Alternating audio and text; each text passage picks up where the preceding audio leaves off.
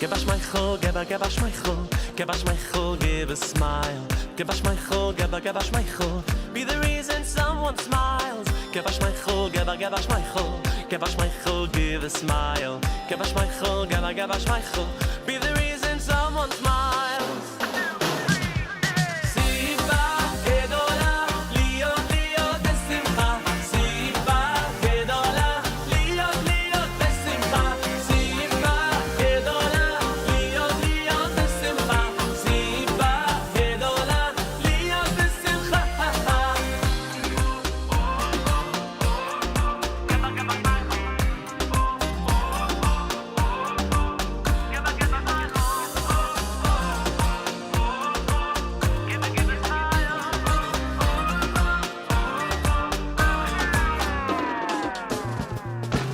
Give us my chol, give us my chol, give us my chol, give a smile. Give us my chol, give us my chol, be the reason someone smile. Give us my chol, give us my chol, give us my chol, give a smile. Give us my chol, give us my chol, be the reason someone smiles. Siva gedola, lio lio desimcha.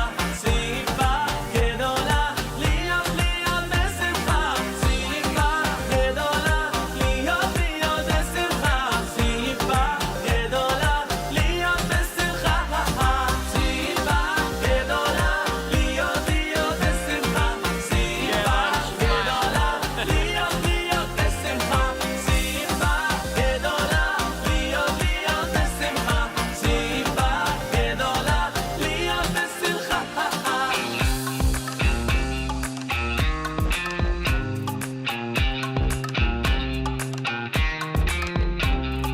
Be the reason someone smiles.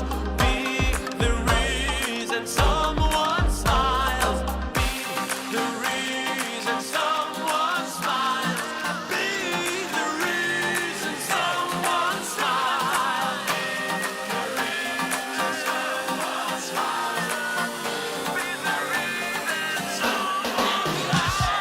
Siva gedola, lio desimcha. Siva gedola, lio lio desimcha. Siva gedola, lio lio desimcha. Siva gedola, lio desimcha.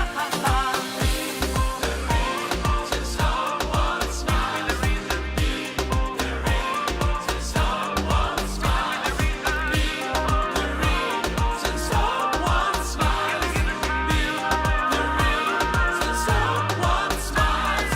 Be the reason someone smiles.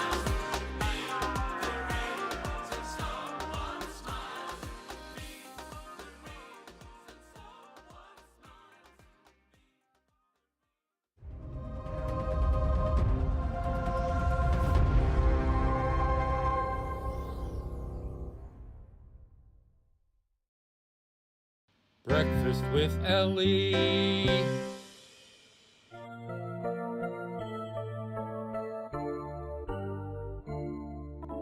Mode ani lefanecha melech chai v'kayam shechazarta bi nishmati b'chemla raba emunatecha.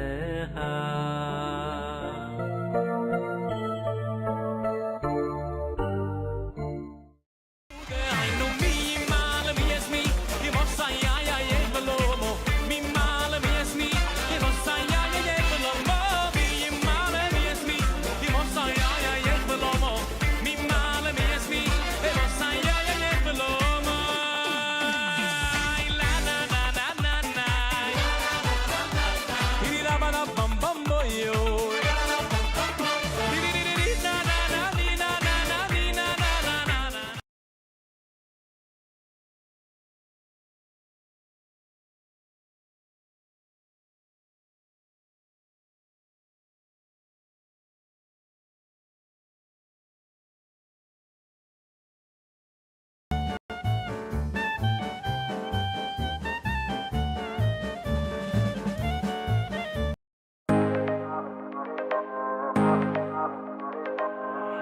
da layla, ay da layla. Ay ay ay, good Shabbos. Ay da layla, ay da layla. Ay ay ay, Shabbos Kodesh. Good morning, good Erev Shabbos, and welcome to Breakfast with Elli. It is Friday, the 18th day of November, the 24th, Chaf Daled MarCheshvan, 5783, the year of Hakhe. It is Shabbos Mevorchim Kislev. That's right. We are going to bless the new month of Kislev. That's very exciting. I'm going to give you those details in just a minute or two. In New York City, we light Shabbos candles tonight at 4:17 p.m. And Shabbos will end tomorrow night at 5:18 p.m. Torah portion is Chaya, HaYom, Shishi, Shabbos, the sixth day. Counting up towards Shabbos, we learn the sixth and seventh Aliyos. This Shabbos is the Yahrzeit of Alan Sherman, and we're going to be talking about that in just a minute. How are you? Wow, a lot going on in the world. We have a lot to talk about. So you'll give me a minute, and we'll get this all going over here. I didn't turn on the Shabbos Mevorchim thing, so I'm not going to do that right now. But it is Shabbos Mevorchim. We bless the new month of Kislev. As a matter of fact, I can tell you right now, the Moled, the birth of the new moon, will be Wednesday night at 10:28 with 8 portions. And the moon can be sanctified until Thursday the 14th of the month. That's the Jewish month. At 4:50. And Rosh Chodesh is on Thursday and Friday. Rosh Chodesh is on Thursday and Friday. So that's really cool to know. All right. All right, let's get started. Men and boys, grab your 2 front tzitzis and let's make a bracha. Baruch atah Adonai Eloheinu melech haolam asher kiddishanu b'mitzvotav v'tzivanu al mitzvat tzitzit. All right, al divrei Torah. Baruch atah Adonai Eloheinu melech haolam asher kiddishanu b'mitzvotav v'tzivanu al divrei Torah. All right, Hareini Mikabel. Hareini mikabel alay mitzvat aseh shel ve'ahavta l'reacha kamocha. I take upon myself every single day to love my fellow friend in a very special way. All right, and now Torah Tziva. Ay Torah tziva lanu Moshe morasha keilat Yaakov. Torah tziva lanu Moshe morasha keilat Yaakov.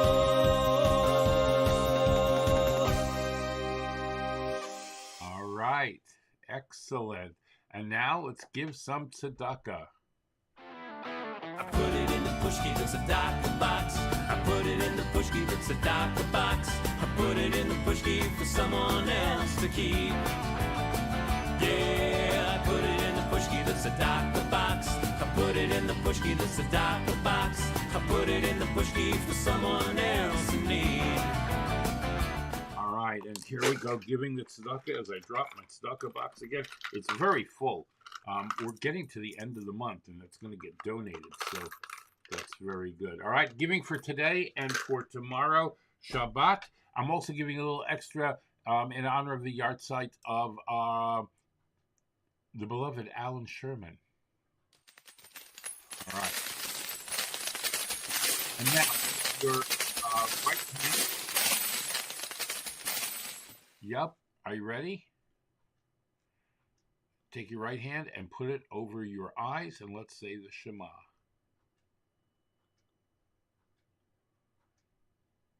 Here we go.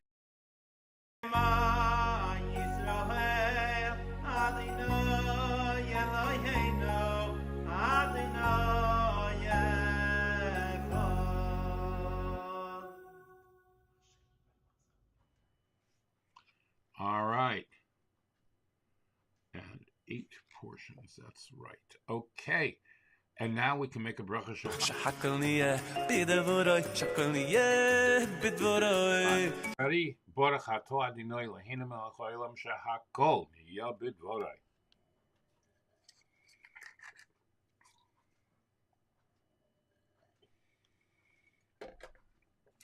Oh, very good coffee. Very good coffee this morning. All right. Old Biscoff. The Lotus cookie. Tastes very good. All right. Fantastic. A little coffee music. Coffee, blessed coffee. God bless. What happened to that?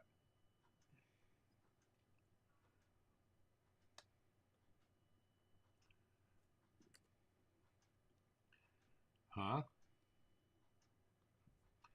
What happened to my coffee music?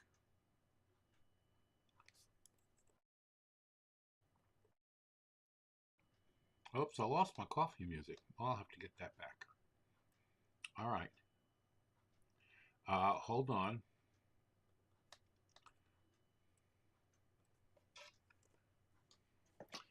Yeah, I'm just getting this done. I'm sorry.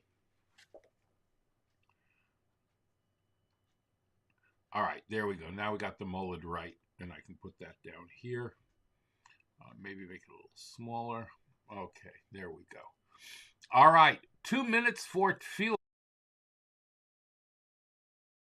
In sales, you're taught that people buy with emotion. Oh wow, look at those shoes. I love them. I gotta get them. And then they justify with logic. Yeah, they're really expensive, but they're probably really good quality. I'm gonna get them. That's how people work. We're convinced with our emotions. When Sarah passed away and Abraham... Blessed coffee. God bless you for being a friend. When the whole world turns. I'm sorry. I don't know why it did that. I don't know why it did that. I'll have to put it back. I'm so sorry.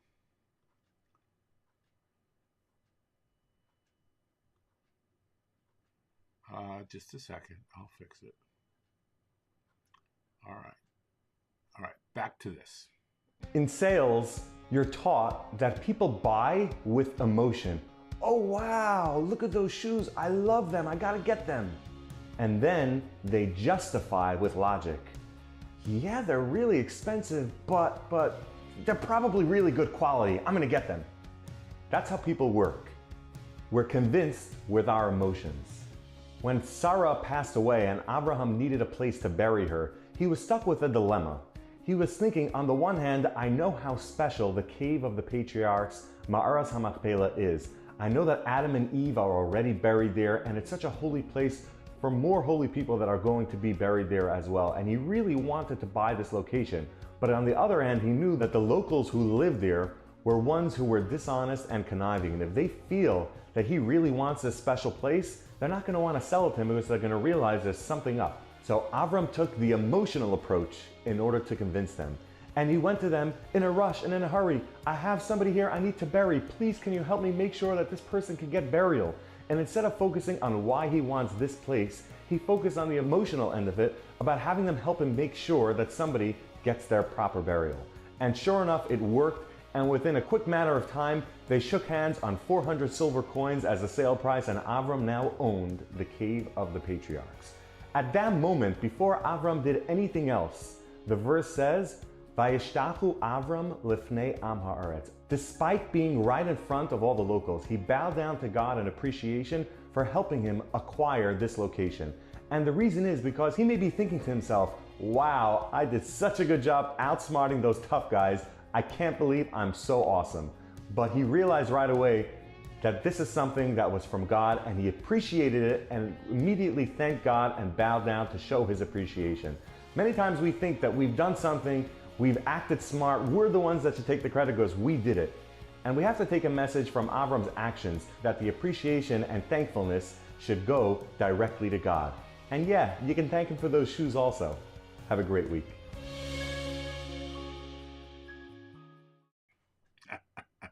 All right, you can get 2 minutes for tefillah sent directly to your inbox by going to their WhatsApp group at 732-276-7624.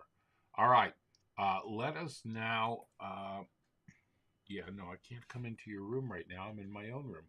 All right, let us now go to 2 minutes for tefillah today in Jewish history. Sorry. Wow. Let's confuse the Elli today. All right. As we said, you light candles at 4:17 p.m. 4:17 p.m. And today is the Yahrzeit of Rabbi Avram Azulai. He was a famous Kabbalist who resided in Hebron. He authored Chesed LaAvram and was the great-grandfather of Rabbi Chaim Yosef David Azulai, the Chidah. Yeah. His signature had the appearance of a ship to commemorate the time when he was traveling and the ship capsized with all his possessions and he was miraculously saved. It's a famous, famous story. Shabbos is also the passing of Rabbi Ephraim Eliezer Yolis. Rabbi Ephraim Eliezer Yolis was an influential rabbi in Philadelphia who enjoyed a close relationship with the Lubavitcher Rebbe. He passed away in 1988. He would often pay a visit to the Rebbe in conjunction with Sukkot, Pesach, and Shavuos, quoting the Talmudic passage that says one must greet his teacher during the holiday.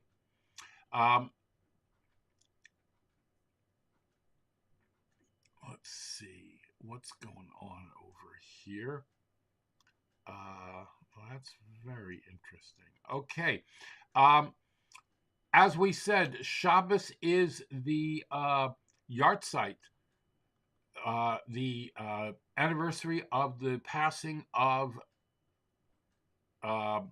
Alan Sherman. There we go. My brain is not working today. Alan Sherman was a satirist who made his career doing parodies of famous songs. And for copyright reasons, I can't show you most of it. But you know what I can show you? I can show you me singing one of his songs. This is pre-weight loss, so I'm going to look a little bit different here. Up next is a very dear friend of ours, and I've asked him on numerous occasions to send his blessings to the club, and I think they've been working, and I really appreciate that. He's participated in the Guinness World Record Longest Variety Show event that we just had in January, and he's had a couple of shows here, very successful run of his Hanukkah specials. Please welcome to the stage our very, very dear friend, who we love very much, Elli, the King of Broadway.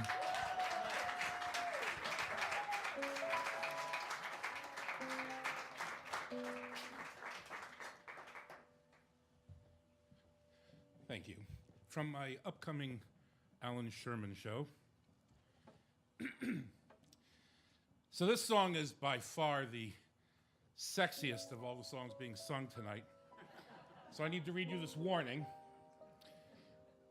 All of you who have a low threshold of sex, you better leave now.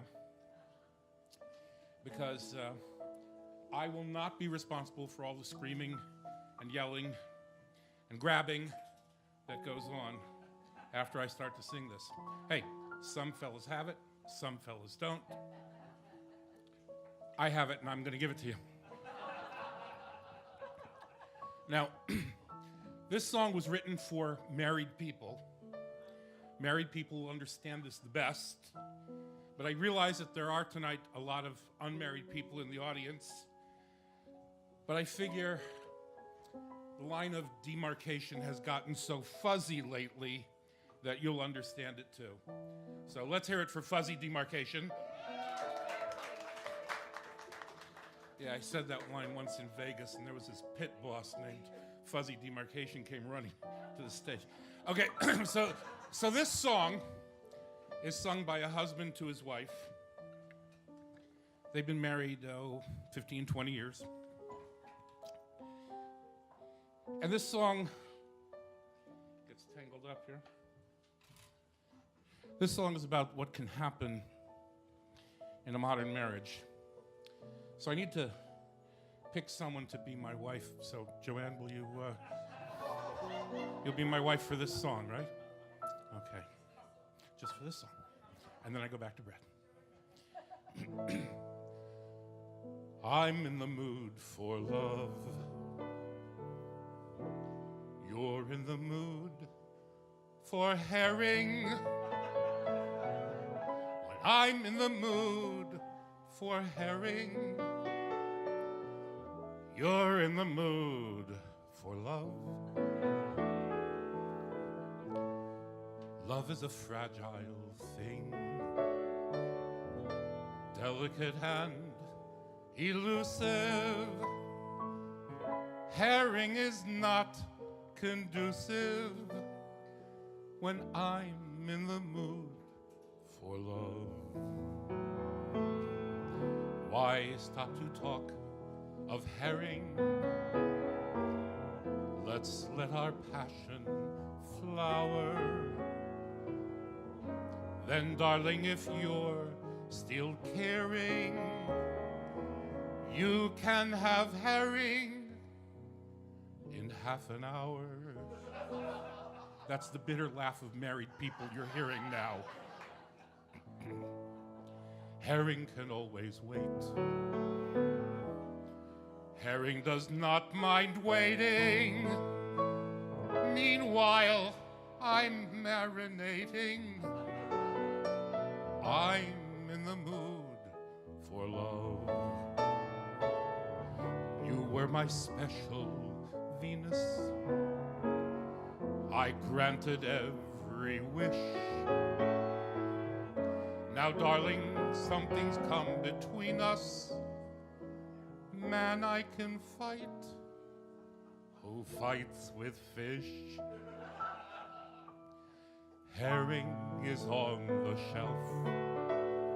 Herring is in your eyes, dear. I'll eat it all myself, dear. I'm out of the mood for love.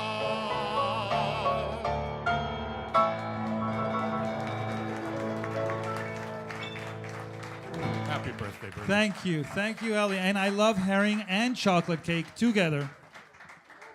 Yeah, that would be interesting. All right, I thought that you would enjoy that. Thank you so much. That's just one of the many songs that Alan Sherman wrote over the years.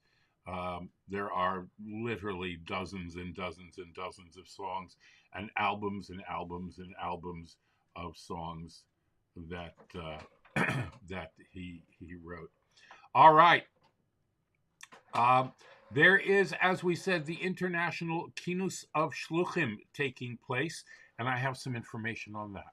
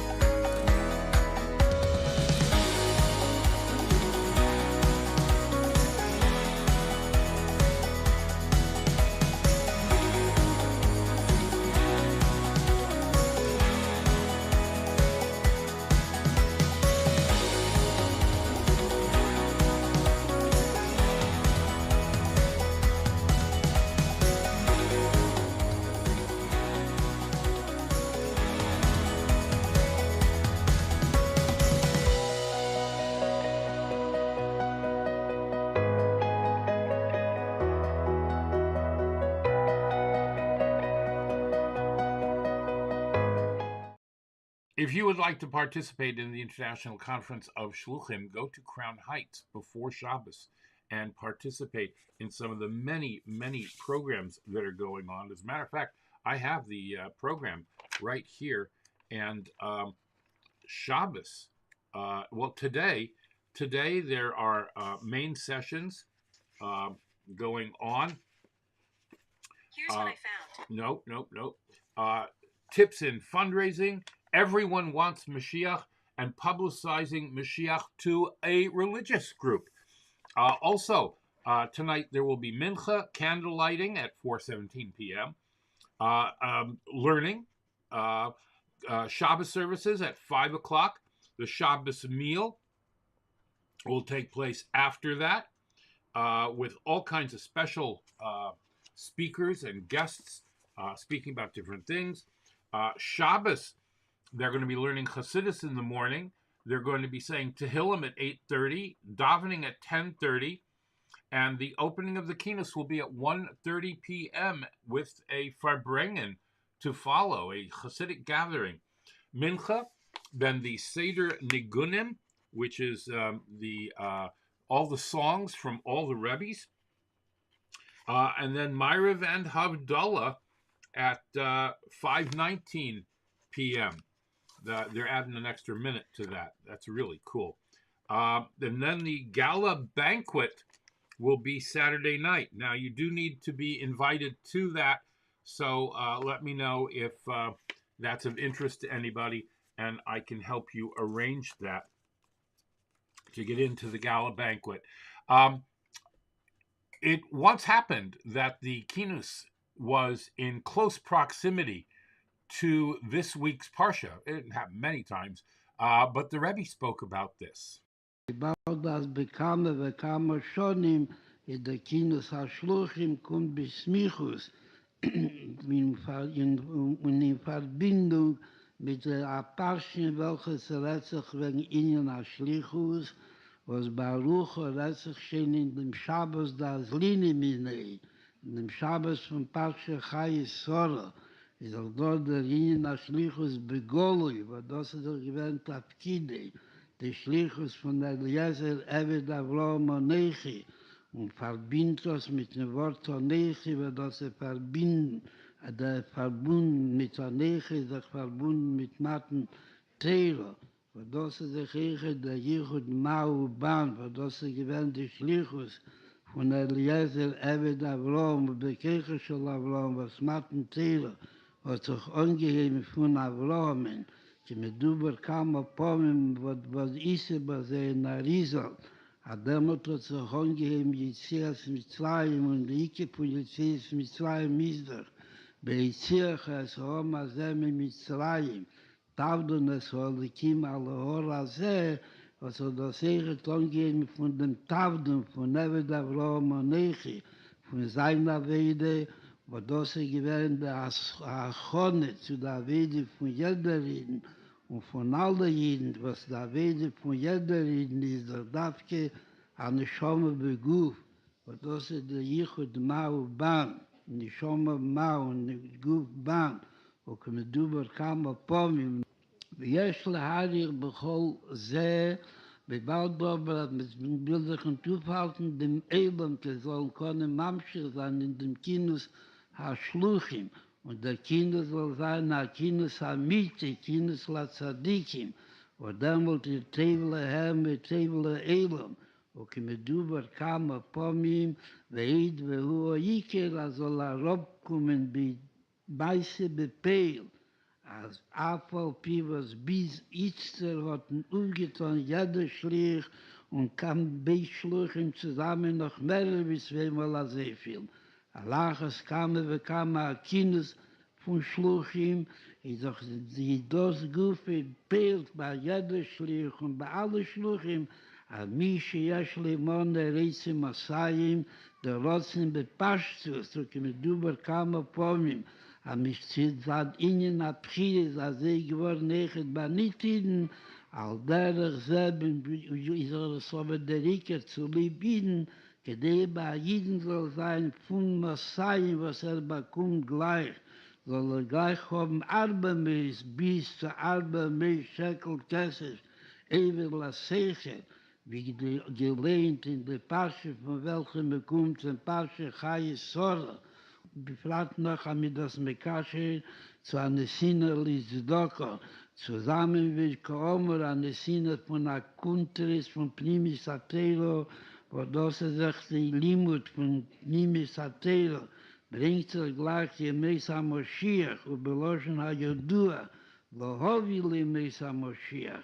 Nieder ihnen, wie steht, bei Rev Halimudim steht, le Rabbis, vekayese Baseh, Doide, diese men Mishana, me sagt dem Loschen Lehovi, a jeder Ried ist nicht ein Verlossach an Mischiach wird kommen, und was wird getan werden, und wird ein Honorum davon nehmen, Einzel in dem Leachre, wie Mischiach wird schon kommen, nur Lehovi, jeder Ried bringt alle gemäß am Mischiach, gemäß Loschen Rabbim, beid wo Iker, als sie legen sich zusammen, zwei Jiden zusammen und mehrere Jiden zusammen und mit der Simcha betuvli wo von achsidischen Verbringen und zusammen mit der Leckerstev Nosati Lochem, wie Mina Gisroel, wenn man fit rein nach Kindercheder, gibt man eine Mechet Blecker und man verbindet das mit Leckerstev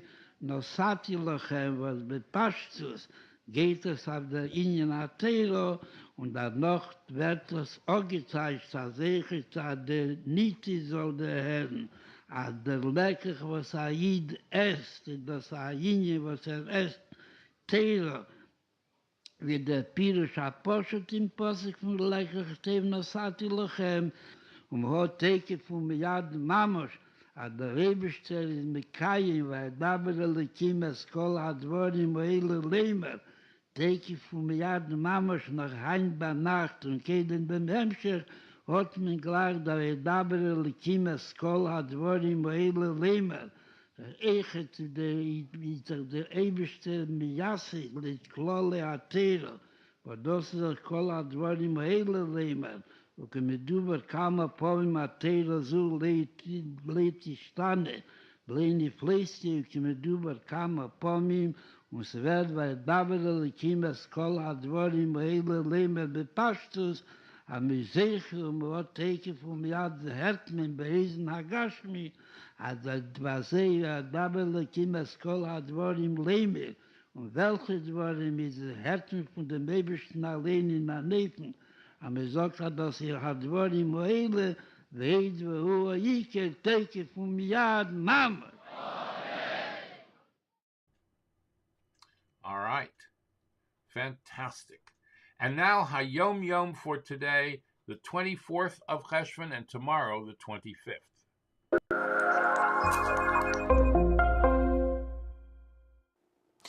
One of the hardest mitzvahs to keep is the prohibition against jealousy. I mean, it's only natural. We look around and see other people who have stuff that we don't, and it's very easy for a little bit of some jealous thoughts to creep into our mind. Today's HaYom Yom provides us with some pretty practical advice of how to overcome. Says the HaYom Yom, in material matters, one should always look at people who have less than you. You should always look at people who have less than you and thank God and be appreciative for what you have. So this is pretty simple, but very helpful. If you make a habit of focusing your attention on the people who have less than you, then firstly, you might start thinking about, hey, how can I help people who have less than I? How can I help people who are in need? But the fringe benefit is that if you're constantly looking at those who have less, then all of a sudden you start to feel really good and appreciative for what you do have, the stuff that you have that others don't.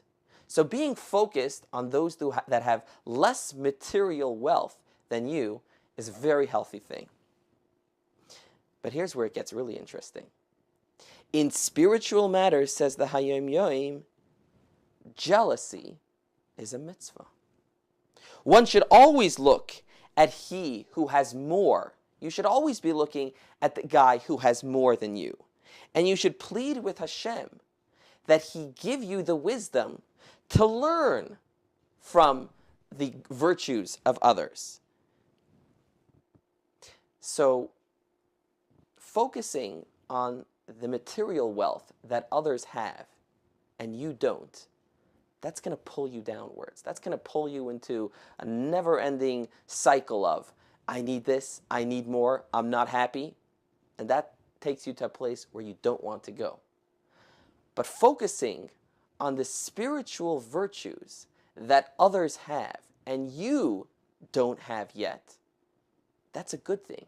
That will put you on a path of constant growth.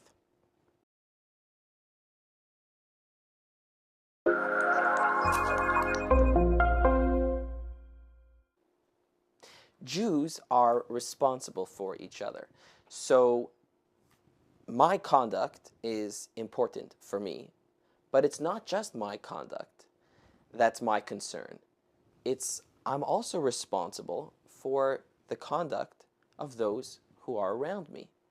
And if the people around me are not doing what they've got to be doing, it's not just their problem, it's my problem too. Kol Yisrael arevim zeh bazeh. Jews are responsible for each other. But this gets tricky because if I recognize that there are people around me who are not doing what they're supposed to be doing, or who are doing things that they shouldn't be doing, okay, so now it's my job to go and tell them that they have to improve, right? And what if they don't want to listen to me? Or what if it completely falls on deaf ears? Or worse, I begin to develop the reputation of being God's policeman and people start keeping their distance from me. So how do you deal with this responsibility that we have for each other? Says today's HaYom Yom, Hashem's divine plan leads every person to their place of residence. So the fact that you live where you live is not just an accident. It's not random. It's for a purpose. What is the purpose? Why did Hashem plan for you to live where you live? So that you can strengthen Judaism and disseminate Torah where you live. But how do you do that? How do you do that effectively? Says the HaYom Yom, strengthening Torah and mitzvahs is like being a farmer. A farmer knows that he's got to plant a seed. He can do more than just plant the seed. Before he plants the seed, he can plow the field. So the farmer's job is to prepare the land so that it's fertile, so that it's in the right type of mode, it's ready to take root, and then you can plant a seed. That's all the farmer can do. That's the farmer's responsibility. After that, the actual growth, that is Hashem's job. Says today's HaYom Yom, if you plow and you sow, that means your job and your responsibility from one Jew to another is firstly to plow. That means try to create the type of rapport, the type of relationship that makes it the right environment, that relationship a fertile type of relationship, so that the person is open to accepting. That's step number one. Step number two, you can plant the seed. You can't indoctrinate. You can't shove your opinion down the other person's throat. All you can do is present the idea, plant the seed. And then the rest is up to Hashem, who will surely make your seed blossom and grow. All right. And now we're going to hear weather alert. Oh my my goodness, the weather is a storming. Up north, my friend posted this picture already up in Ithaca and Buffalo. The weather is crazy. If you haven't already, you may want to pull out your winter coats and sweaters. The United States plunged into an early winter this week with an Arctic chill in the air for millions across the nation. A low-pressure system across the southwest is currently sweeping across the central plains, bringing with it rain and snow showers. The first notable winter weather event of the season for most in the region, according to the Weather Prediction Center. Coastal areas of the mid-Atlantic and Northwest are currently forecast to see cold rain, and temperatures are expected to remain just above freezing, 39 here in New York. More than 225 million people across the lower 48 states are going to experience temperatures below freezing or at freezing this week, and that's about 70% of the United States population. So, you know, look at that. That's some stormy weather just overnight, and there will be more to come. So, you know, break out your winter coats if you haven't already. It's very, very, very important. All right, Chazan Laserbrook.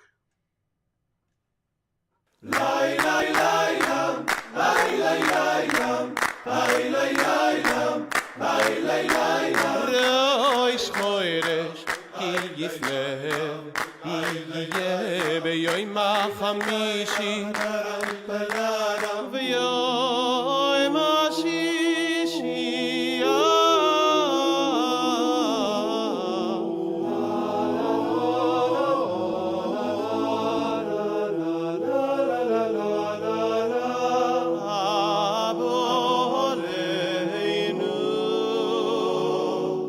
ועל כל ישראל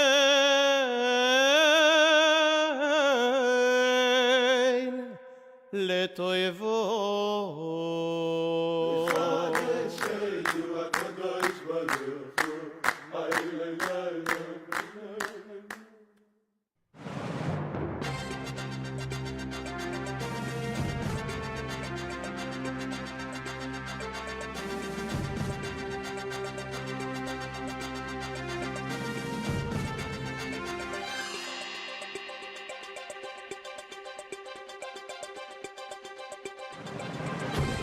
China's southern metropolis of, I can't say it, Guangzhou, announced plans Thursday to build quarantine facilities for nearly 250,000 people to fight surging coronavirus outbreaks, even as the national government tries to reduce the impact of anti-disease controls that have confined millions of people in China to their homes.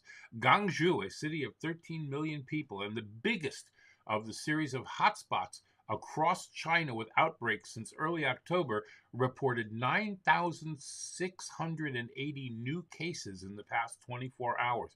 That was about 40% of the 23,276 cases reported nationwide. Folks, we're not out of the woods. I keep saying it.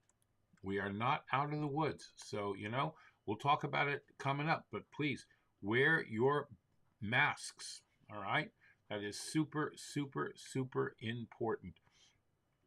A satellite intended to improve weather forecasting and an experimental inflatable heat shield to protect spacecraft entering atmosphere were launched into space from California on Thursday. A United Launch Alliance Atlas V rocket carrying the Joint Polar Satellite System 2 satellite and the NASA test payload lifted off at 1:49 a.m. from Vandenberg Air Force Base, northwest of Los Angeles. So there were 2 launches. How about that? Isn't that cool? All right. And now, a word from our sponsors and our Torah section. And now, a word from our sponsors. PestProRidall.com. PestProRidall.com. Trusted by the best to keep away the pests. We are offering COVID-19 disinfection services. Mention this ad and get 1 month free service. Visit us at PestProRidall.com. Tarzane Group. Micro, miniature, and small orchids. Go to tarzangroup.com or call Tomas at 305-440-0565. That's 305-440-0565. And order today. Visit Tomas and Yair at tarzangroup.com. Micro, miniature, and small orchids, beautiful in your home. Go to the website and read Tomas's orchid blog. And by Dina D Design. DinaDDesign at gmail.com. Fine artwork, custom made to your specifications. Logos, wall hangings, Judaica. And you can even have something for your child's room. Dina D Designs. Go to her Facebook or Instagram or call or text. Thank you very much to our sponsors. If you'd like to become a sponsor, please go right up here to where it says patreon.com/theactorsrabbi, and you can contribute even only $1 a month if you'd like, but that'll help us bring this broadcast to you on a daily basis and cover our expenses. Be sure to thank your sponsors when shopping and mention Breakfast with Elli when you're shopping there. There might be discounts. Thanks for watching. Torah, Torah, Torah, Torah, Torah, Torah, Torah, Tziva lanu Moshe. Torah, Torah, Torah, Torah, Torah, Torah, Torah, Tziva lanu Moshe. All right, fantastic. Patreon.com/theactorsrabbi or breakfastwithelli.live/tipjar if you would like to help out and become a member. We are doing Covenant and Conversation from Rabbi Dr. Lord Jonathan Sachs. It is Parshas Chaya Sarah. It's called A Call from the Future. Two people in the Torah looked back. One explicitly, the other by implication. Noah, the most righteous man of his generation, ended his life by making wine and becoming drunk.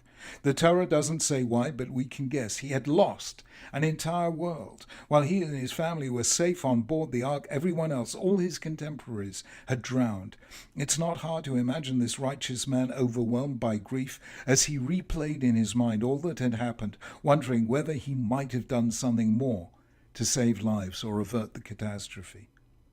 Lot's wife, against the instruction of the angels, actually did look back as the cities of the plain disappeared under fire and brimstone and the anger of God.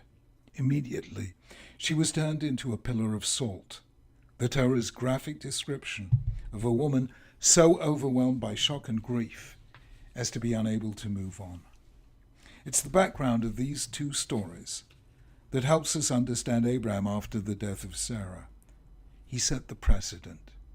First, build the future, and only then can you mourn the past. If you reverse the order, you will be held captive by the past. You will be unable to move on. You will become like Lot's wife. Something of this deep truth drove the work of one of the most remarkable survivors of the Holocaust, the psychotherapist Viktor Frankl. Frankl lived through Auschwitz, dedicating himself to giving other prisoners the will to live. He tells the story in several books, most famously in Man's Search for Meaning. He did this by finding for each of them a task that was calling to them, something they hadn't yet done but only they could do. In effect, he gave them a future. This allowed them to survive the present and turn their minds away from the past. Frankl lived his teachings. After the liberation of Auschwitz, he built a school of psychotherapy called logotherapy based on the human search for meaning. It was almost an inversion of the work of Freud. Freudian psychoanalysis encouraged people to think about their very early past. Frankl taught people to build a future, or more precisely, to hear a future calling to them. Like Abraham, Frankl lived a long and good life, gaining worldwide recognition and dying at the age of 92. Abraham heard the future calling to him. Sarah had died. Isaac was unmarried. Abraham had neither land nor grandchildren. He didn't cry out in anger or anguish to God. Instead, he heard the still small voice saying, "The next step depends on you. You must create a future that I will fill with my spirit." That's how Abraham survived the shock and grief. God forbid that we experience any of this. But if we do, this is how to survive.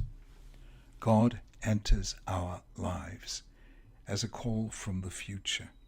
It's as if we hear him beckoning to us from the far horizon of time, urging us to take a journey and undertake a task that in ways we can't fully understand we were created for. That's the meaning of the word vocation, literally a calling, a mission, a task to which we're summoned. We are not here by accident. We're here because God wanted us to be, and because there is a task we were meant to fulfill. Discovering what that is isn't easy and often takes many years and false starts. But for each of us, there's something God is calling on us to do, a future not yet made that awaits our making. It is future orientation that defines Judaism as a faith, as I explain in the last chapter of my book, Future Tense. So much of the anger, hatred, and resentments of this world are brought about by people obsessed by the past and who, like Lot's wife, are unable to move on.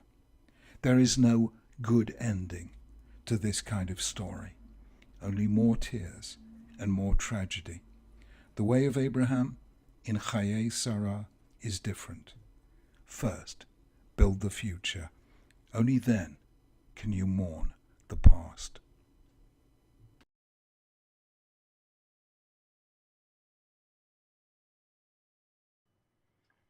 Wow. Fantastic. Absolutely fantastic. All right. In the sixth Aliyah, Avram remarries and fathers several more children. Before his death, however, he gave gifts to his other children and sent all away and bequeathed all of his possessions to Yitzchak.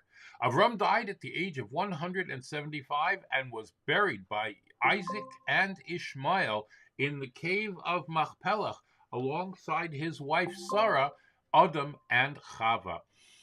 In the seventh Aliyah, Ishmael's progeny are detailed in this section, and it tells us, the Torah tells us in the end, that Ishmael passed away at the age of 137. Shnayim Yomi.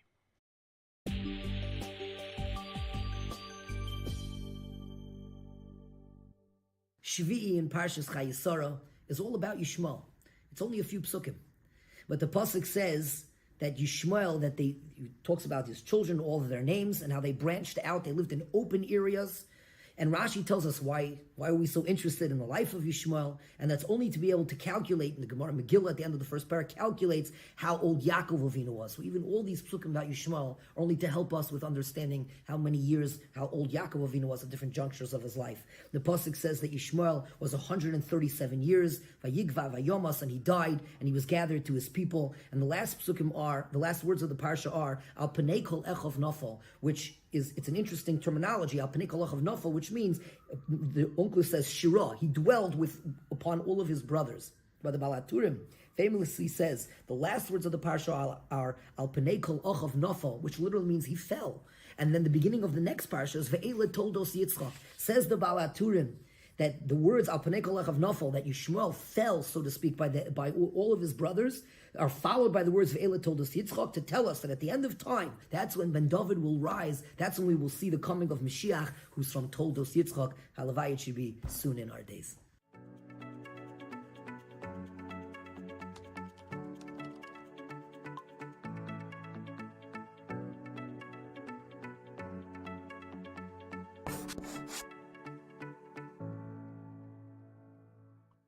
All right. It's nice and short, which gives us time for other things. Reb Zusha Silverstein.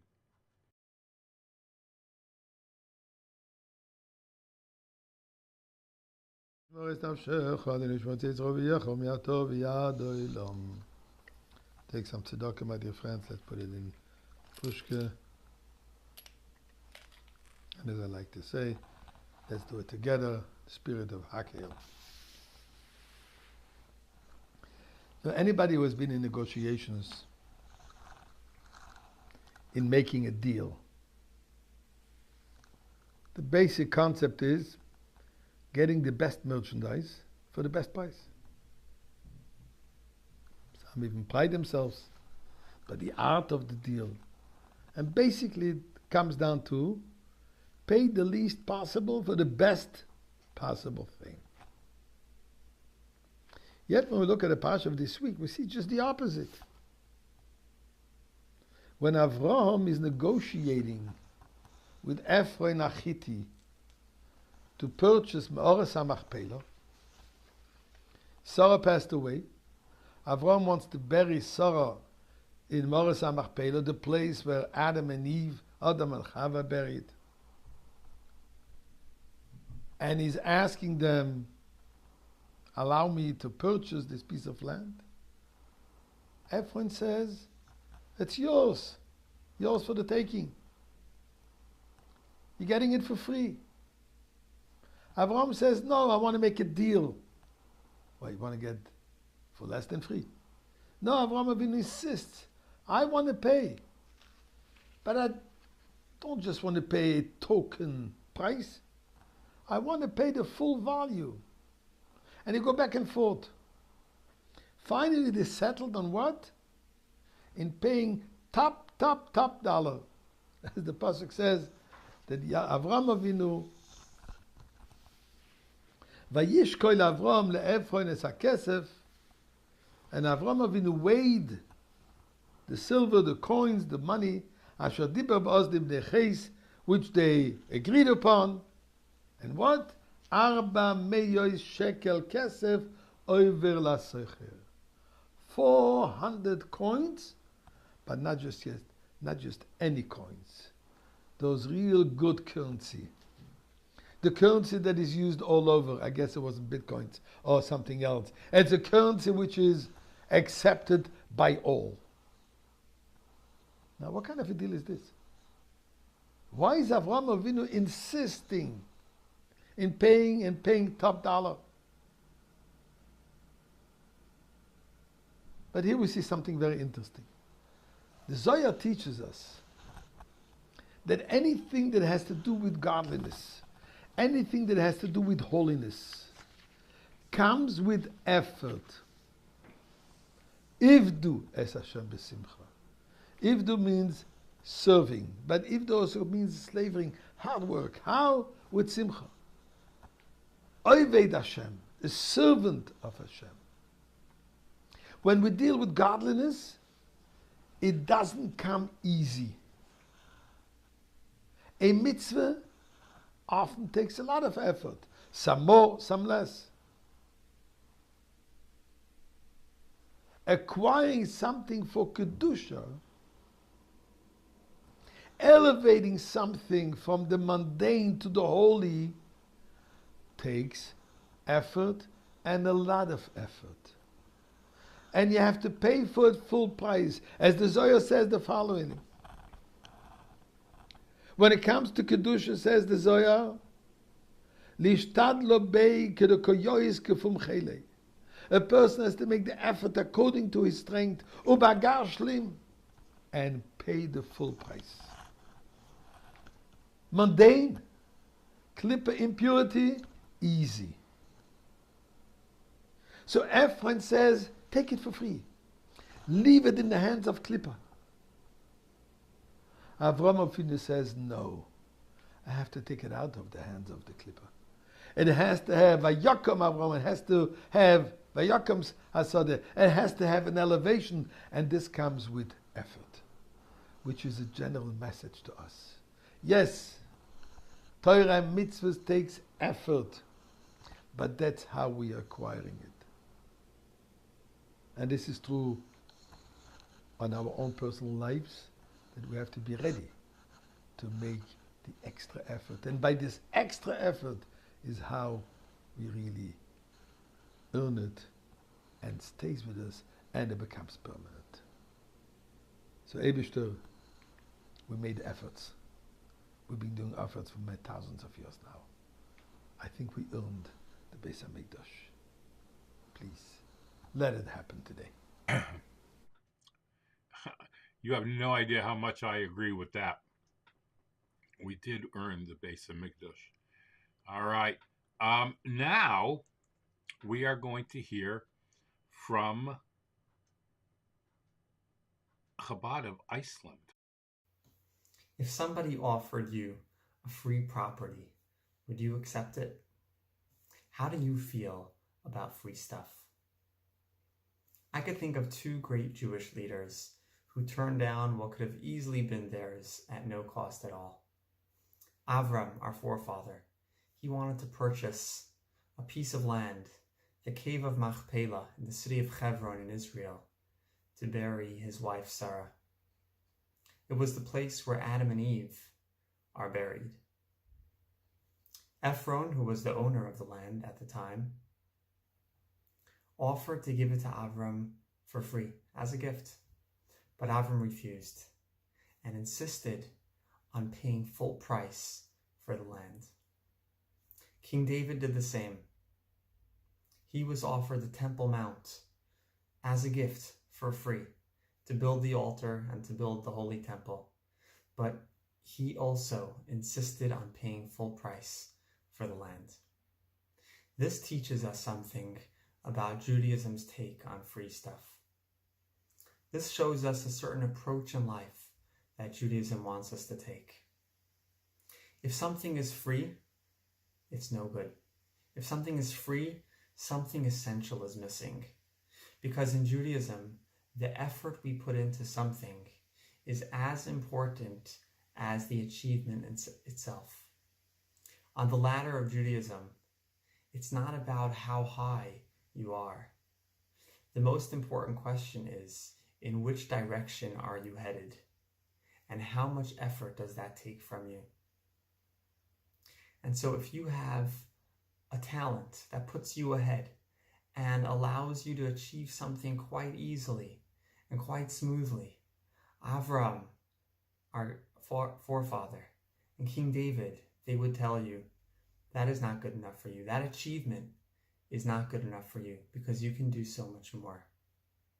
It's only when you work hard and you break a sweat and you really toil that you could truly feel productive and content.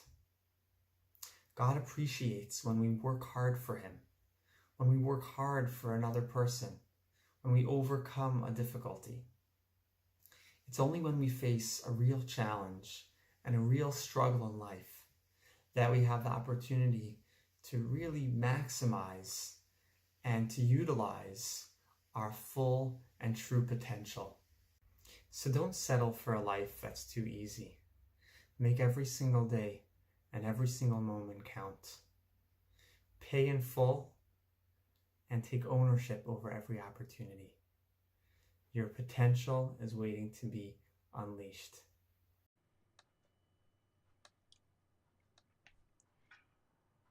Yes, soft-spoken voice, right? It's wonderful. It really is. I really enjoy that. All right. Let's see where we are here. We've got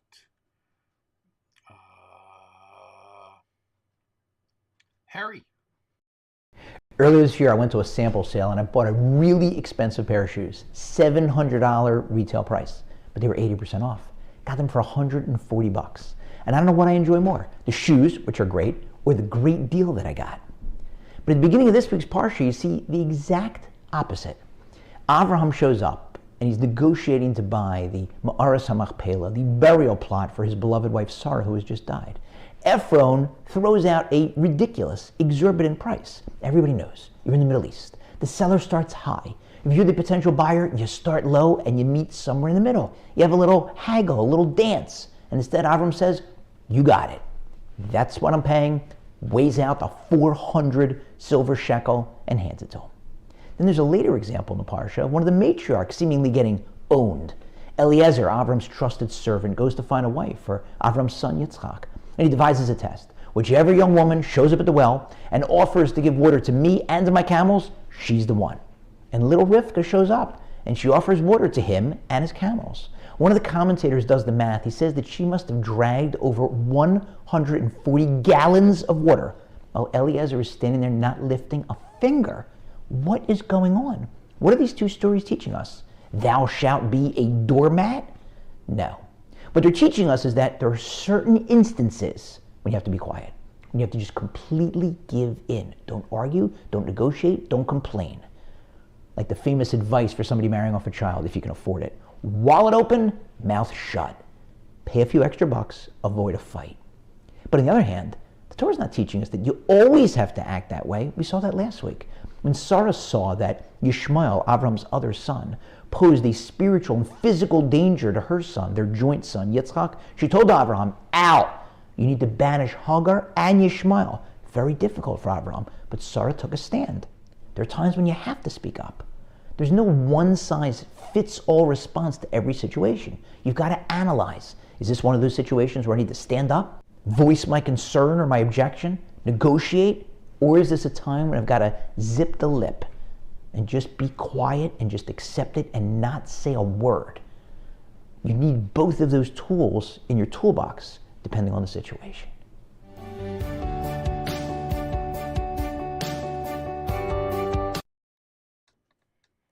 All right. I think that's fantastic. Absolutely fantastic. All right. Let's see who we've got. We've got the Jewish Learning Institute.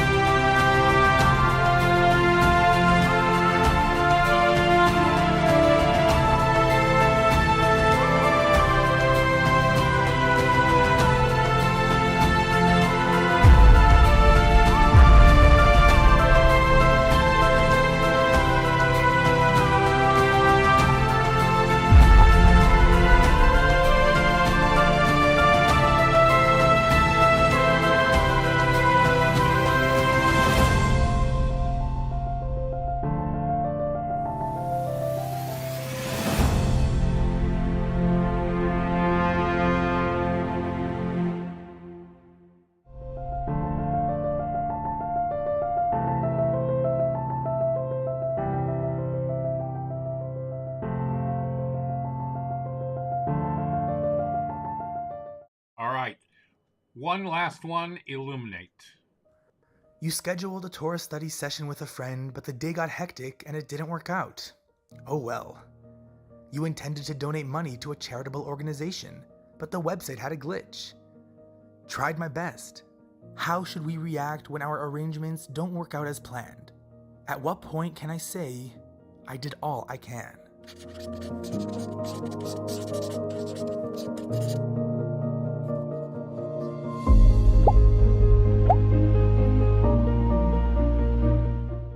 This video has been generously sponsored by Miriam Goldberg, Yosef Yarmush, B. Rifkin, Mendel and Mushki Garari, Yehudis and Shmuley Brisky, and Anonymous. In the early 20th century, Tsarist government officials summoned the rabbinical leaders of the time to a conference. The officials pressured the rabbis to sign a decree which would cause a major breakdown of Jewish observance. They threatened to spark pogroms if the rabbis refused to agree to their demands. The fifth Chabad Rebbe, the Rebbe Rashab, was part of the group of rabbis. He spoke up passionately with great personal risk, refusing to give in to the officials' orders. Soon after, the Rebbe Rashab was placed under custody in his hotel suite. Eventually, the Tsarist officials realized that they would not be able to persuade the rabbis, and they released the Rebbe Rashab. However, they insisted that they would find another route to carry out their plans. Soon after, the Rebbe Rashab was visited by Reb Chaim Brisker. He found the Rebbe Rashab crying in his room. He wondered why the Rebbe Rashab would be crying. After all, the Rebbe Rashab had done all that he could to prevent the detrimental decree. The Rebbe Rashab explained, "We did not succeed with what we were trying to accomplish."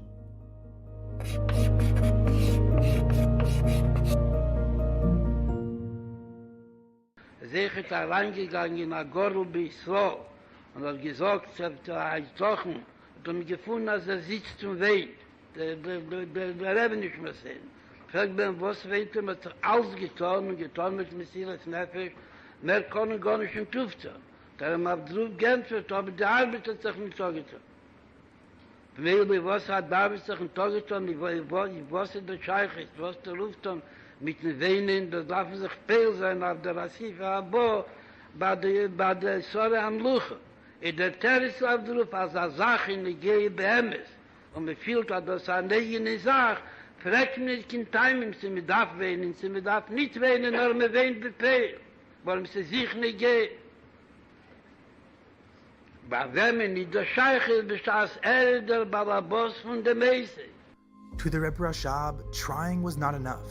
He cared deeply about the issue, and there was no option other than triumph. This is the distinction between a business owner and an employee. An employee says, I did my part. A business owner says, I need to succeed.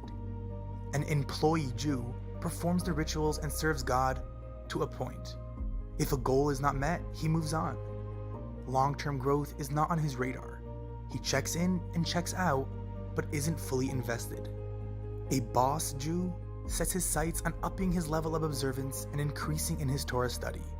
His connection with God is constantly on his mind, day and night. He is fully committed to his Judaism. Own your Judaism.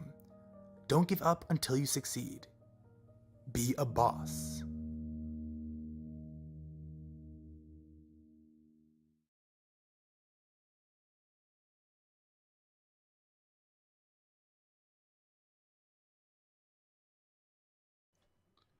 Wow. Is that fantastic? Absolutely fantastic. Thank you so much for that. Illuminate. What a great thing. You can get that in your inbox too. All right. All right. And now our Haftorah for this week. And I've got a video. Shalom Aleichem, Chaverim V'Yedidim. This week's Haftarah, we start the Haftarah with the beginning of Malachim. Melech David Zokein Ba Yomim, and the Mefarshim say that the reason we read this Haftarah is because it's similar to what's mentioned in the pasuk that Avram Zokein Ba Yomim, and we know the Chassidish Taich Ba Yomim means he came with full days that were full. He was able to pinpoint in every moment of the day what he accomplished. And that's our bracha for each and one of us, that we shouldn't let that time go by. But in the Haftarah, we find an interesting pasuk. The pasuk speaks about how David HaMelech had some of his sons rise up against him. And the pasuk says about Avshalom. So the pasuk says, Avshalom rose up against him. And then there was Adonijah ben Chagis. He was also, and the whole complaint, now Batsheva came to complain that he's outdoing Shlomo Melech. Shlomo Melech was promised to be the king. But then the pasuk says, why did he have the chutzpah? What was the chutzpah that Adonijah knew, knowing that David HaMelech promised Shlomo to be the king after him? What caused Adonijah to have that chutzpah? Says the pasuk, because he was somebody, he was a child that everything he always did was correct. His father never made him feel bad, never rebuked him for what he did. He never said, Madua kacha asisa, why did he behave this way? Vigam, and another problem was, hu toiv Torah ma'od. He was a very good looking guy. Va'isa yolda achrei Avshalom. So the pasuk is saying three things. First of all, his older brother was Avshalom, was a troublemaker, so he didn't have too many good role models to learn from. And then he himself was a good-looking person, and a person who takes care of his physical appearance so much. We find even by Yosef that v'hunar ben shvayas shana, so Rashi says Oisa Maisa Nairis. And then the most important one is he felt that if his mind says, I deserve to get whatever I get, whatever I want, I deserve it. Why does a person have that feeling? Because from when he was a little kid, his father never rebuked him. His father never told him you're wrong. So the first and foremost lesson we have from this is every parent has an education, has a chiyuv to educate his children. And sometimes it's hard. Sometimes you got to tell your child, my dear child, what you're doing is not proper. And I actually, and especially in midas, especially in behaving, I heard today a phenomenal vart that a chassidish twist and a taich in the Mishnah. We say every morning in the davening, Rabbi Shmuel Aimer b'shleish esrei midas atayr in the dreshes. And it's literally talking about the different ways how to learn a pasuk and how to learn a halacha.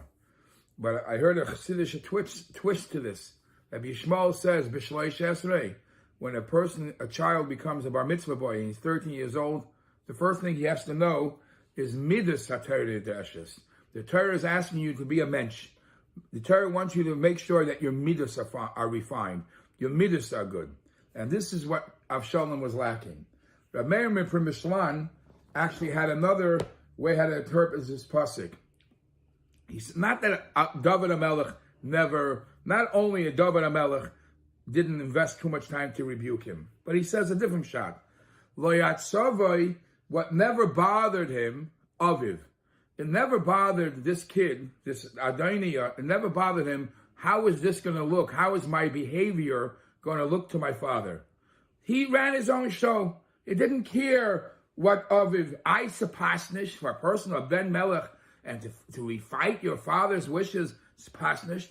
Aviv, whatever my father thought about, whatever my father says, doesn't really bother me. So, lo yatzavai Aviv, the fact that every yid has to be proud, and every yid has to be walking around. He says, I'm a Ben Melech, I'm the Eibishter's children.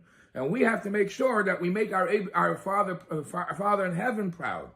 And then there's a beautiful pirush from Rabbi Yonason Eibshitz, and it's also brought from the Chidah, that he says that the reason this all came about, that Adoniya was able to stand up against David HaMelech, because the pasuk says that he was a good-looking person, and the Gemara in Sanhedrin says in the Gemara Kuv Zayin that David nasa eishes yifas tayer. David married a very beautiful woman, and from that beautiful woman, he had the children Adoniya and Avshalom. And those two children didn't behave properly. Because Chazal say, anybody who marries a very beautiful woman, and usually it's referring to, that's all that matters in the shidduch, then the children don't behave that way. So perhaps, says the Rabbi Yonason Eibshitz and the Chidah, this is what the pasuk is saying. Lo yatzaviv aviv miyamav. David never told his children Adoniyahu off, because he couldn't tell them Madua Kachasisa. Why did you he couldn't tell them off what they're doing, because he was afraid they were going to respond back to him. We are a product of what you made. You did. Because you married a Yefas Toyer, that's why we became who we are. So David lo yatzavim miyamav, because he knew that they're going to respond and say, why did you marry your fast tire? The bottom line is, if you see your children need a little pep talk and need to have a little rebuke, remember the big picture. Remember that then lo yatzavim miyamav, look what happens, and if you invest time in the chinuch in your children, you'll have a lot of nachas. And there you have it. All right, fantastic. Here we go with Tehillim.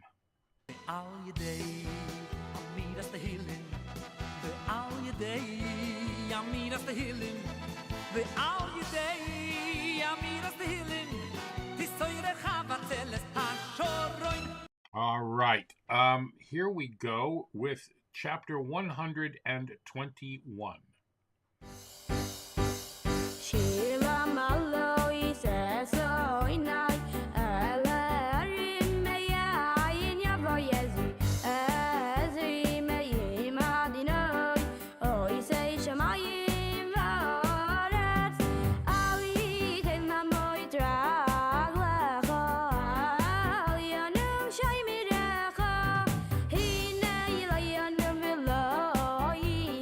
Yeah.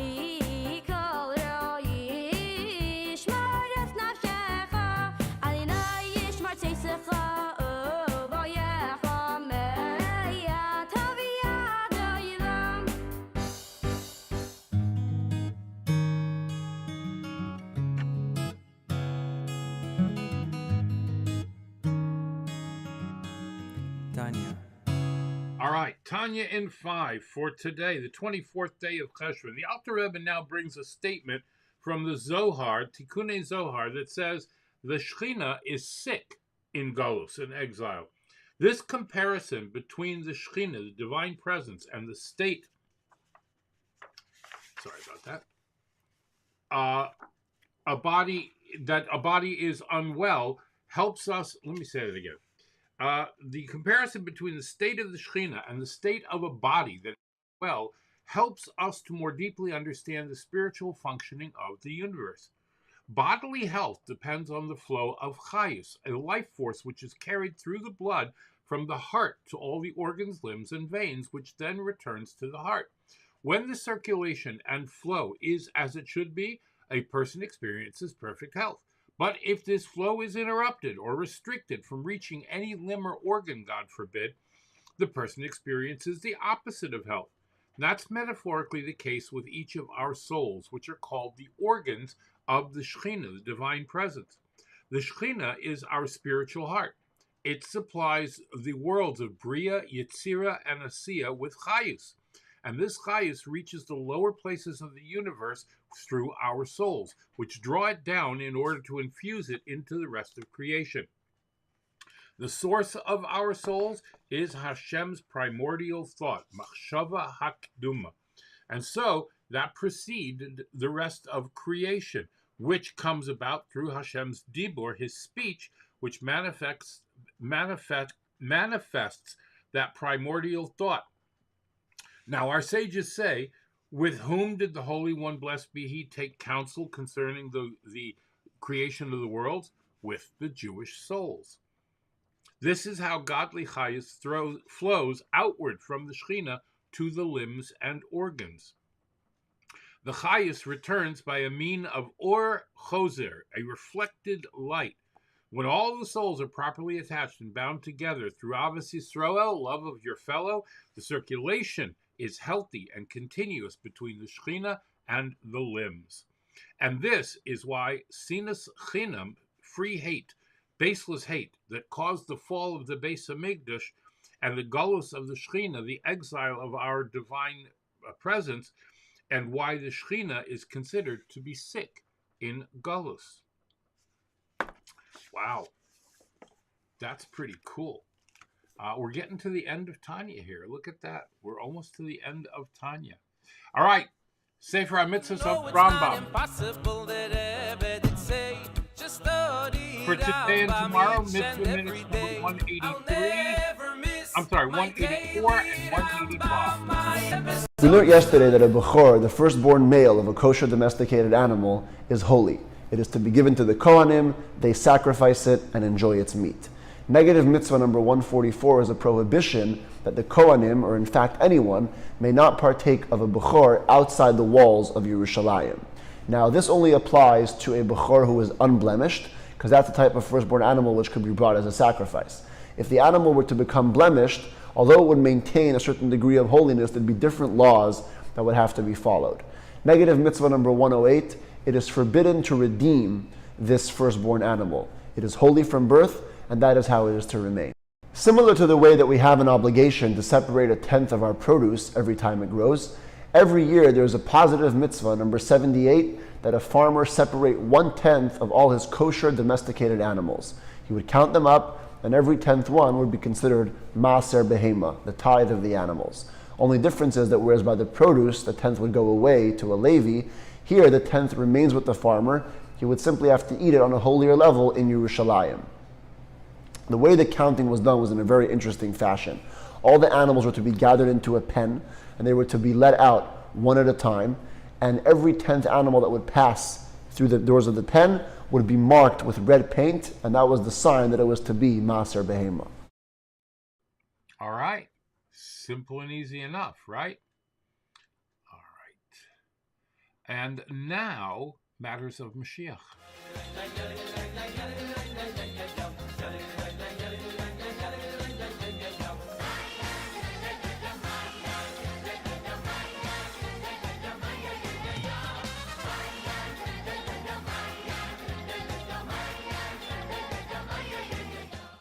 To whom shall he teach knowledge, and to whom shall he explain the message?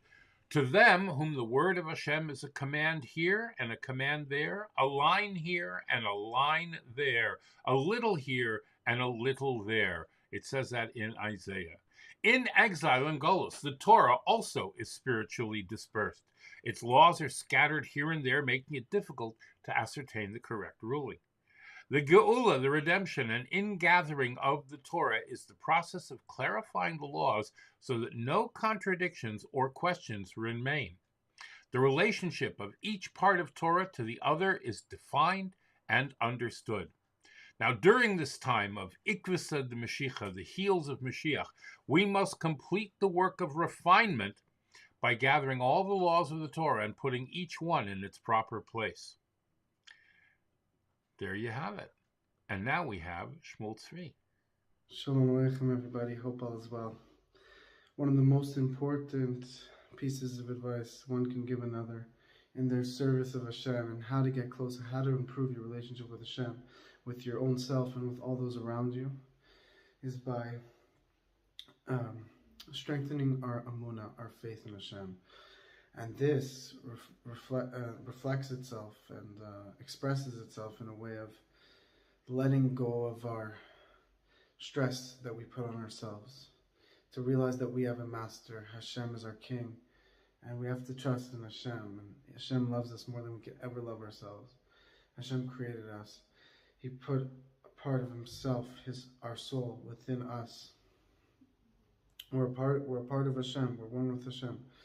We realize that the only reason he putting us through this is because he loves us and he wants to give us the opportunity to reach even greater heights. Then we'll realize that all of the situation that presents itself in front of us is good because it's from Hashem. And this is something that's very healthy, that we have to take the weight off our own shoulders. And the person can ask, but we're in this world and we have decisions to make and we have responsibilities. Of course we trust in Hashem, we believe in Hashem, but we have to do our part. And the answer is, and the response to that is, yes, that's true, but that's in no way a contradiction. Because while it's true that we have to do our part, and we have to, we're responsible for our own part and to do our best. But the rest is in Hashem's hands. And that, us doing our own part, must be that once we do our part, we trust all the external factors we shall not stress about. We cannot stress about things that are out of our control. We do our best. We try our best. We connect ourselves to what's right. We connect ourselves to Hashem. And we let Hashem handle the rest. And that should express itself in a tremendously joyous way. We should be very excited and happy in our service of Hashem. And we should not overthink in a crippling way, but we should just recognize that a single moment, we could do tshuva in a single moment, every thought, one single thought that we connect to Hashem could change our entire lives. So this is something to meditate upon, to reflect upon, to really delve into, to live with, that Hashem is real, and Hashem is guiding our path, and Hashem won't let us fall, and He's with us, and we have a relationship with Him, and when we learn Torah, we learn about Hashem.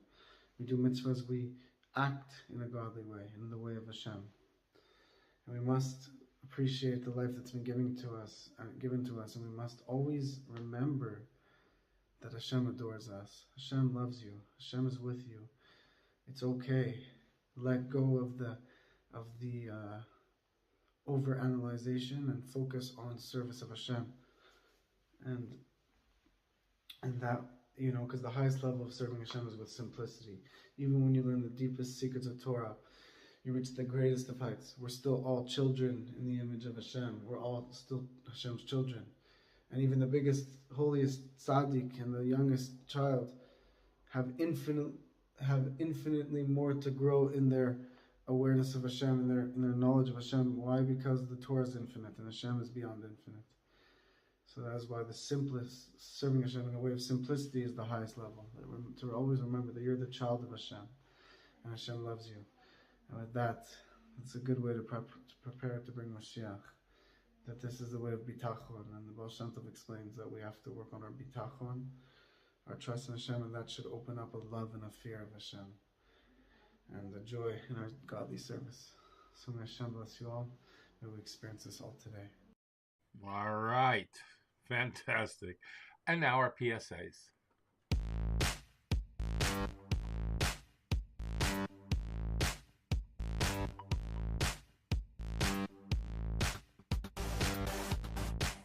This is New York's very own Pix 11 News at 10. Welcome back. Well, another 5 buses carrying asylum seekers from Texas arrived at the Port Authority this morning. And now another part of the process being called dehumanizing. Katie Corrado has a closer look live from the bus terminal. Katie.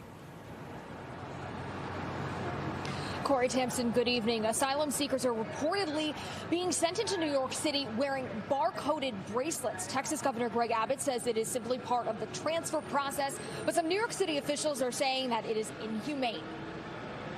These are people who seek asylum in America. They're supposed to just be accepted here with dignity, not treated like cattle. Alexander Rappaport runs Must Be a Soup Kitchen, a charity that's welcoming asylum seekers from Texas to New York. He gives them shoes, clothes, even cell phones, but says the most important thing he offers isn't even a thing at all. These people went through so much and in a very undignified way. The most important is to give them back their humanity. But that humanity is reportedly being robbed. Immigrant Affairs Commissioner Manuel Castro says asylum seekers are being forced to wear barcoded bracelets that are quietly cut off of them before they get off their bus at Port Authority. We did caught in video how they were scanning and cutting these bracelets.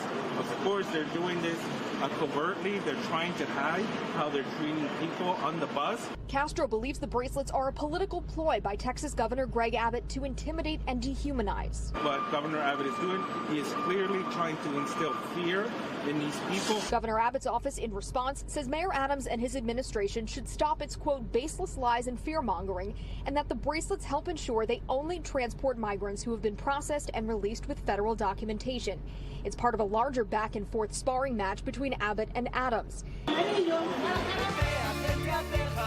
Pretty sad, huh? All right. Next word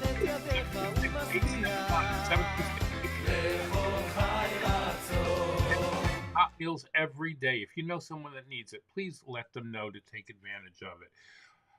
In Rockland County, it's tomcheshabbos.org. In Lakewood, it's tomche.org. In Chicago, it's the Chicago Center Kitchen, breakfastwitheli.live/Chicago Food Bank, and our master list at breakfastwitheli.live/Soup Kitchens.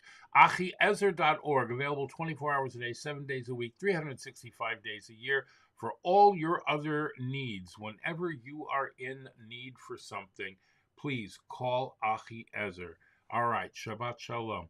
Hatzalah.org, available 24 hours a day, 7 days a week, 365 days a year. All right. Hatzalah.org. If you don't have Hatzalah in your neck of the woods, contact me and we'll make sure to get one started. In times of bereavement, it's misaskim.org at 718-854-4548. And Just One Shabbos, contribute to them or contact them and help bring youth back to the beauty of Shabbos. Are the victim of or see a hate crime in progress, call 911. That is super duper important, all right? And that applies to even on Shabbos, all right? Let's not forget that. And go out there and wear your masks. Wear a mask. Can't even. Wear a mask. Is this every really single much day, to ask? another Tie person some fabric round your face. Oh, it's the simplest of tasks. Broadway shows at the are gym, at the store. Don't treat it like such a chore. Not to mention what's happening in the audience when you have 1,000 people in an enclosed room. I don't get it. I really don't. Cruises. 800 passengers on a cruise got sick. 10,000 people a day are getting sick in China. It's coming back if you're not careful. Really, honestly and truly. Make sure that you are vaccinated and that you're wearing your mask, all right? I cannot emphasize this enough. It makes me absolutely crazy. Absolutely crazy. All right, that's enough.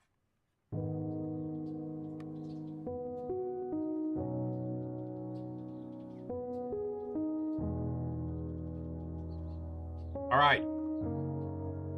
Bring some heaven down to earth. There are two paths that you can take, an easy path or a hard path. Knowing that Hashem is everything, you may wish to reject all the world stands for. Hakol hevel, everything's emptiness. You may deny yourself even necessities, living far and removed from the banalities of mankind, engaging only in the truths of the spirit, running from the confines of a physical, mundane life. That's the easy. On the other hand, knowing that within each thing Hashem can be found, you may be inspired to refine and elevate our world, struggling with all its facets to find their true purpose, grabbing every opportunity to squeeze out a little bit more of the world's inherent good, living a spiritual life by using physical things in an enlightened way. Both paths are true paths, and great sages have treaded both. But the second, more difficult one, is the one that we have the most benefit from, especially today. Because all that exists is Hashem and you. Everything else is just interface.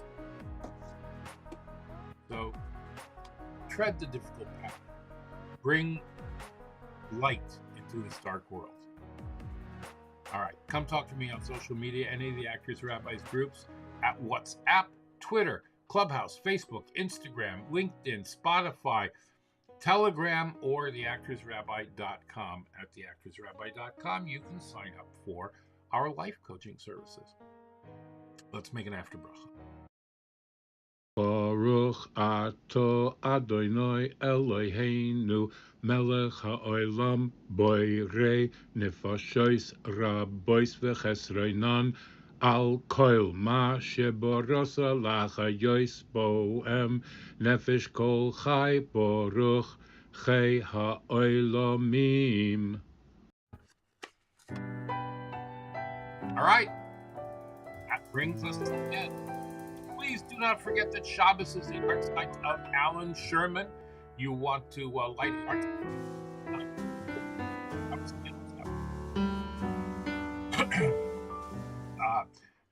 Print out the words to one of his parodies and sing it at your Shabbos table. Why not? I think that would be cool. We are going to play Aryeh Kunstler Sari's song. Sarai's song. I don't know how that's pronounced. I imagine one or the other. All right. Thank you to my Patreon sponsors, patreon.com/theactorsrabbi, Pest Pro Ridall, Tarzan Orchids, Dina D Design, Dr. Susan Spitzer, Bracha Biederman. You should become a sponsor today. Go to our virtual tip jar. If you can't sponsor, just become a member at breakfastwithelli.live/tipjar. Candle lighting tonight is 4:17. Shabbos ends at 5:18. We are blessing the month of Kislev, Rosh Chodesh Kislev, boys and girls and others. The Molad, the birth of the new moon, is Wednesday evening at 10:28 p.m. with 8 halakim, 8 portions. Rosh Chodesh is Thursday and Friday. I don't know what else to tell you. Have a great and wonderful Shabbos Chaya Sarah. I will see you on Sunday, God willing. Please bring at least one more person to watch and listen with you. It's not a lot to ask. Come on. It's not a lot to ask. You can do that. Have a great and glorious Shabbos and enjoy this song, and I will see you on Sunday. Sometimes it's hard to find a reason to laugh. You're feeling down. You're only feeling sadness. But dry those tears falling from your eyes. Just give a smile. Through laughter you'll survive. Sometimes the pain will seem too much, and all you wanna do is just give up, but know that in the end it'll be alright. Just give a smile, keep on shining bright. V'titzchak Torah, and then she laughed. No matter how down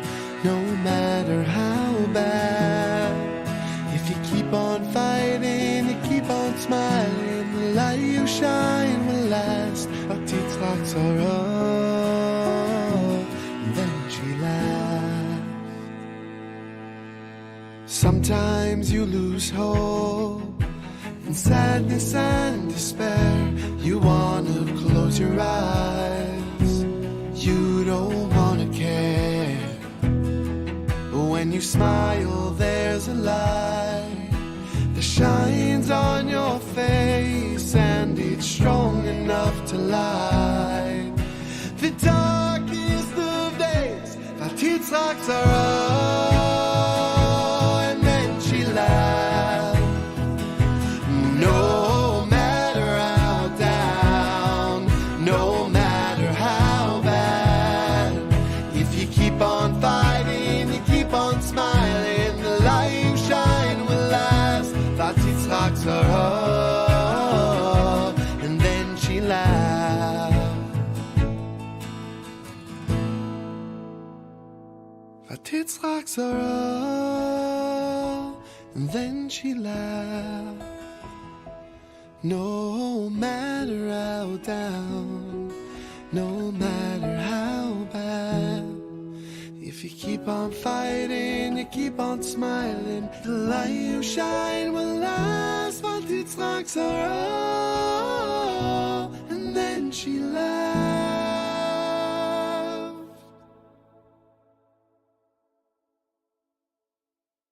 Right before Shabbos arrives, I'm getting a text, Shabbos is coming, with so much warmth, it changes my life. This is a short new lesson that strengthens and renews our connection. They truly enhance my Shabbos. Thank you, Reb Avi. Every Friday, Dad gives me a lot of chizuk. This is a great opportunity I should have taken earlier. The parasha begins this week.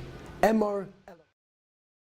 This is early. Don't be late. Text or WhatsApp your zip code to 732-785-4164 for your weekly candle lighting reminder. A free service of BP Print Group. Ay,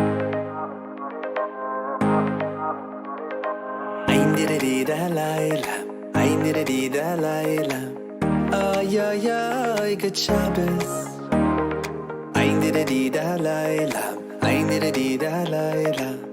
Ay, ay, ay, Shabbos Kodesh.